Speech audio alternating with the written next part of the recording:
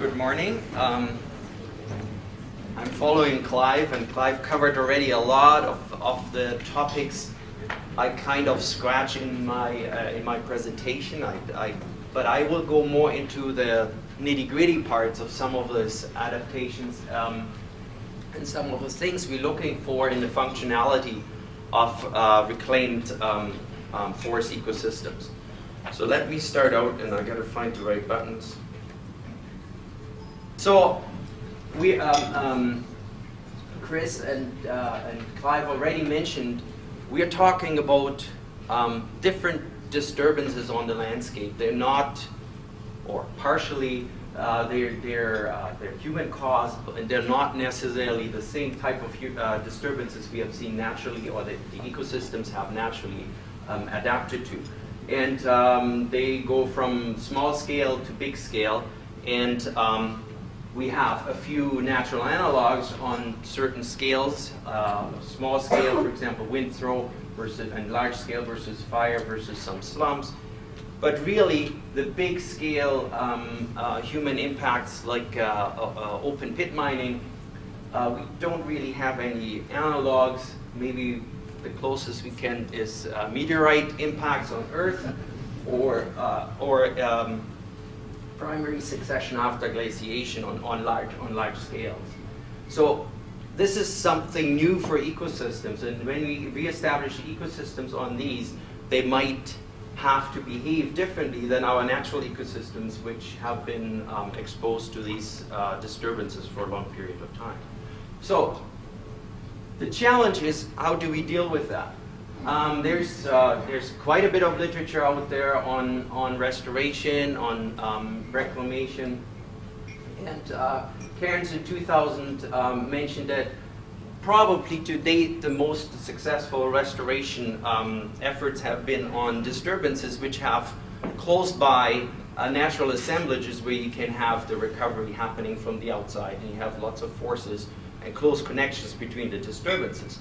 But if that doesn't exist, then we have to deal with issues like stability, with self-capability and functionality of these systems, and there will be new systems.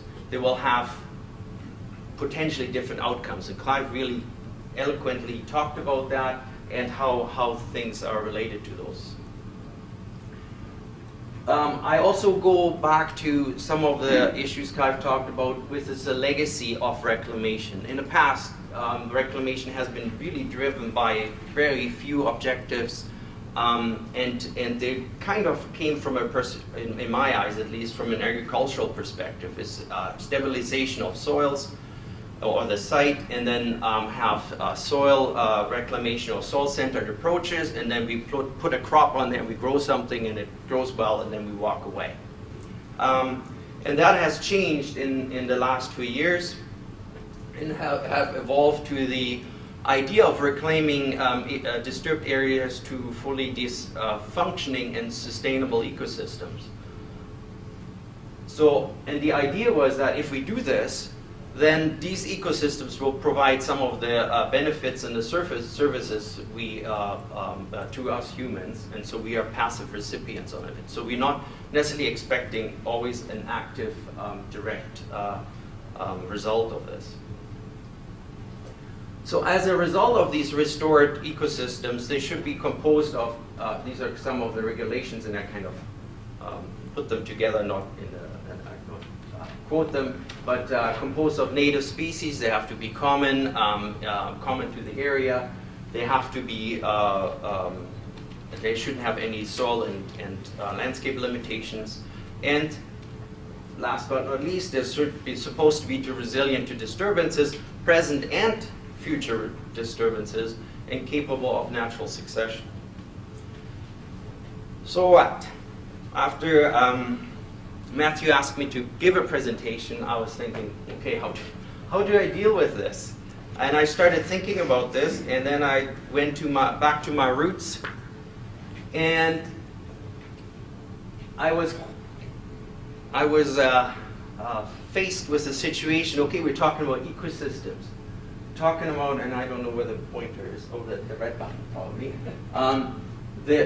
we have all these arrows and wiggly lines and square boxes and round boxes. I'm not going into those. But this is the complexity we have to deal with. And how do you start looking at those as a whole? And I think this is what this workshop is about.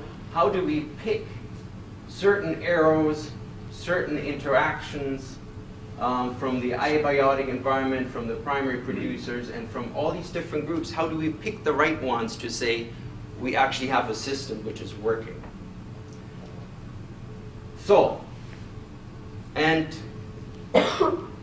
we've got to start out with the complexity of the forest ecosystems, and we have to talk about the climate, the topography, and the hydrological functions of or conditions of these systems we are trying to recreate. And I think this is somewhere I'm getting at with Rob asked is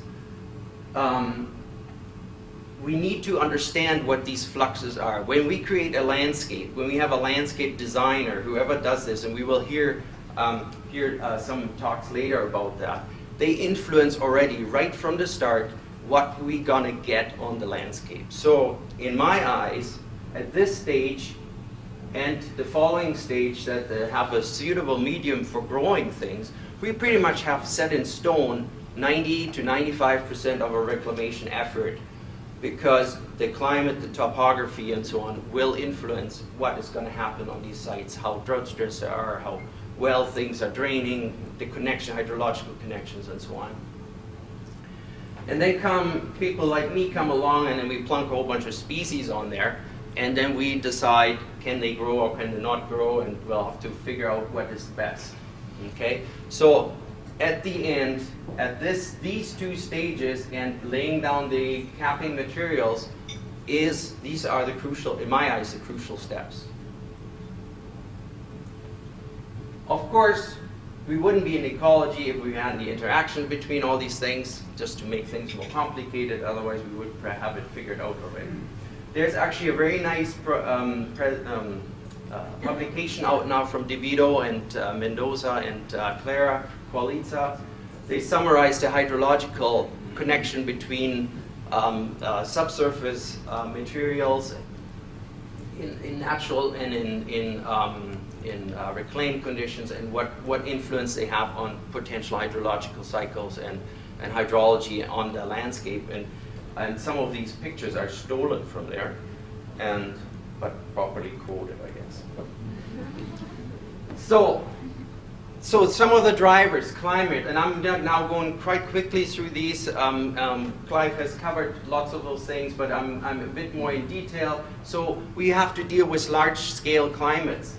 We have, this again is from DeVito et al., we have dry, decadal and seasonal, wet and dry cycles. It depends on when do we put the trees on the light, on the reclamation site.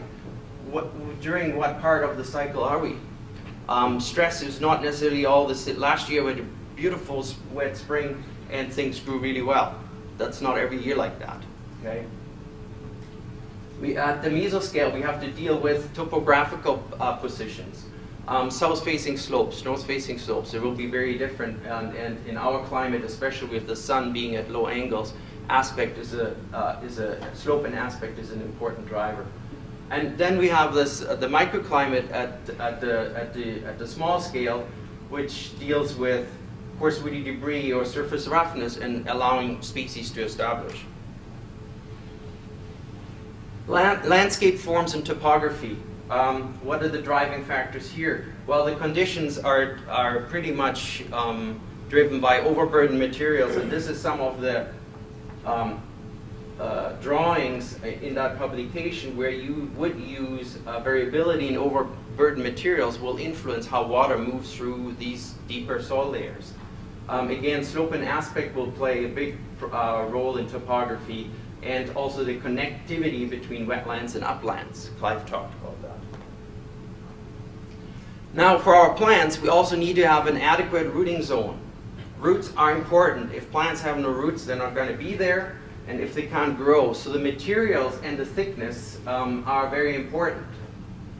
So thickness doesn't mean necessarily it has to be really thick or it has to be really thin. It means we have to have the appropriate thickness for the conditions the plants are going to grow in.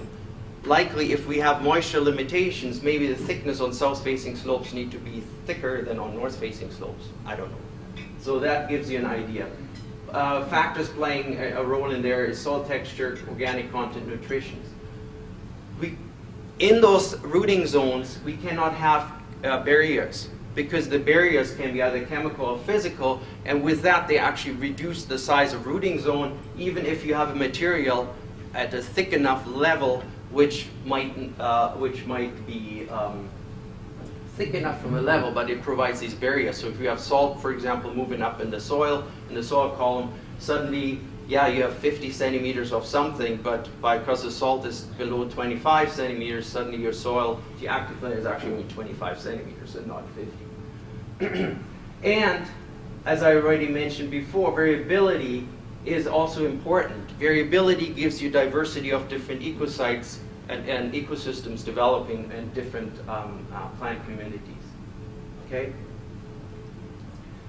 Now, vegetation structure is an important driver, and now we're getting closer to some of the things I want to talk about.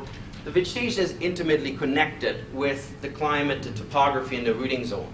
So these are the drivers for the vegetation. So that gets to the idea that vegetation is actually the afterthought after we created the landscape, after we put down the soils, the capping materials, and all these other, and created the connectivity. There we have to keep collecting appropriate species, and as Clive mentioned, appropriate species doesn't necessarily mean we have to, the species we currently have in the region might be not appropriate for future climates or future changes, but I get into that later. So appropriate species and genotypes. Diversity meaning richness and abundance, and not only the species. Clive talked about keystone species. These are more species out of those different functional groups. Okay? How do we put those species and vegetation types on the landscape? So we have to look at patterns and distribution. We create spatial complexity, genetic variety, and also with the complexity we have habitat complexity, meaning vertical. We need the different, again, different function groups, shrubs versus trees versus herbs versus mosses, and so on. So if, and then of course, and to make it again more complicated, those ones have to adapt to be the natural or human-caused disturbance regimes. So plants as drivers of ecosystem functions and services. And I'm not going to go through all of these, but I will cover some on slides. So there's drivers which deal with ecosystem regulations, and then there are drivers which deal with habitat and productivity, and also socio-ecological drivers, which I'm not really talking about now. So reproduction is really, really important. We need to know how those species and or keystone species or other species reproduce. There's different ways species reproduce. There's asexual versus sexual reproduction. We need to know what are the requirements, how often do they reproduce, how long does it take till they produce seeds, and so on. It's very important for the species we want to use. Another one, much ignored aspect, is pollination and seed dispersal. Our ecosystems have to have species in there which provide the food and the flowers for pollinators at pretty much all times during the growing seasons. You cannot have only spring flowering flowers and then food cuts off and the pollinators disappear. And that becomes an issue in large large disturbances, because the range of a bumblebee is not 250 square kilometers to find food. So important issues. Stress tolerance. Now we get into the nitty-gritty part. If we know our species, we need to know how they respond to drought stress, to flooding, to light stress or salts, and so on. These are important factors, particularly of the keystone species we want to establish on the sites. Life forms and lifespan. they have an important role above ground and below ground. We forgot many, many times what happens below ground.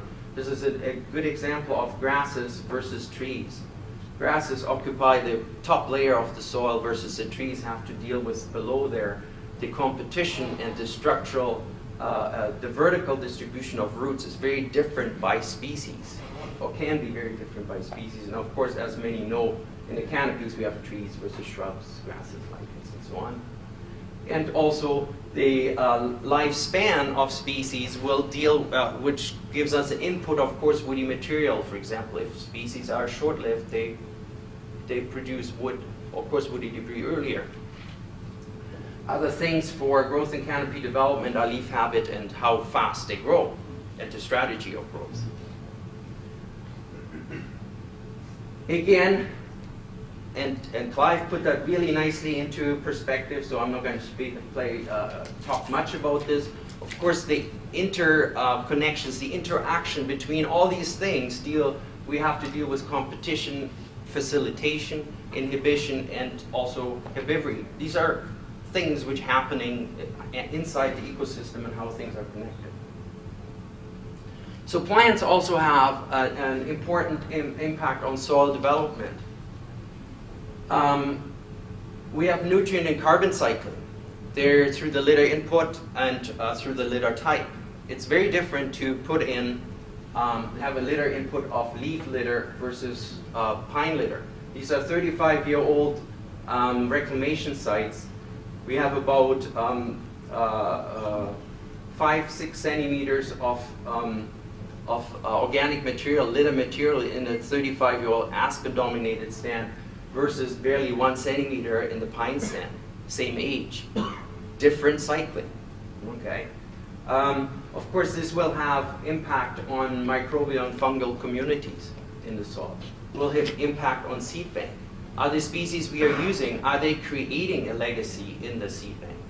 Or are we putting species on the sites which don't create seed banks? What are the impacts on hydrological cycling? These are root systems of aspen. These are the connections between the upland, or can be the connections between the uplands and the lowlands. These are 15 to 20 meter long roots which go downhill to access water from the more moisture conditions downslope. We have 3 meter long taproots in aspen on uphill sites.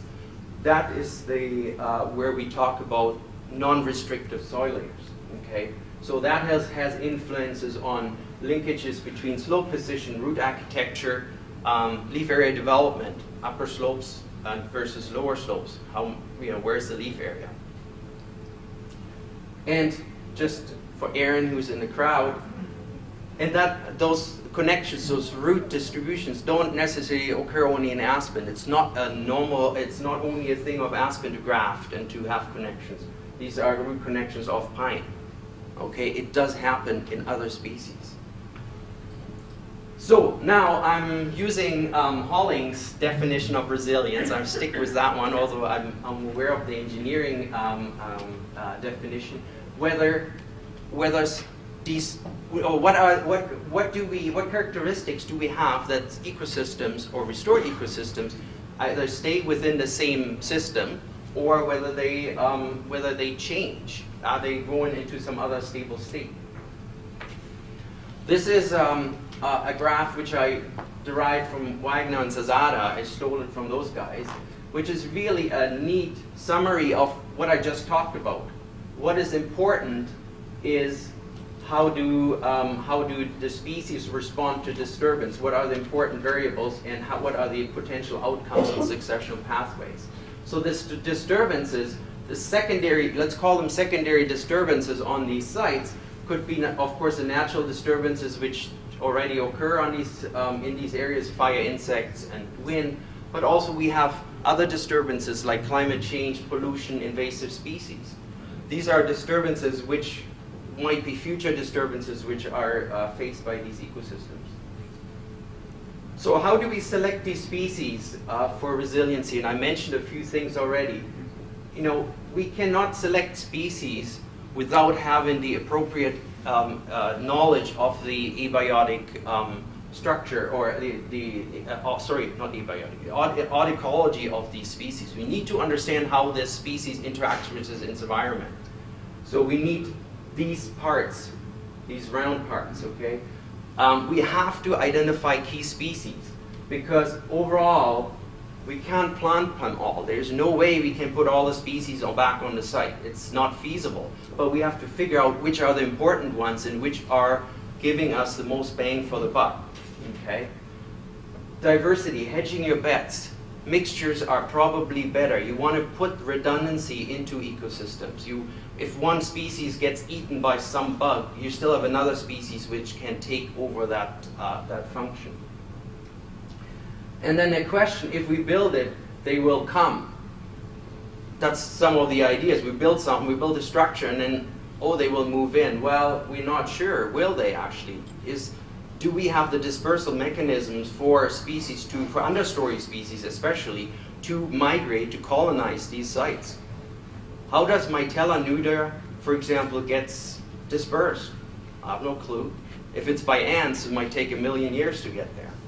Maybe not. But it really depends on what we know about the species again.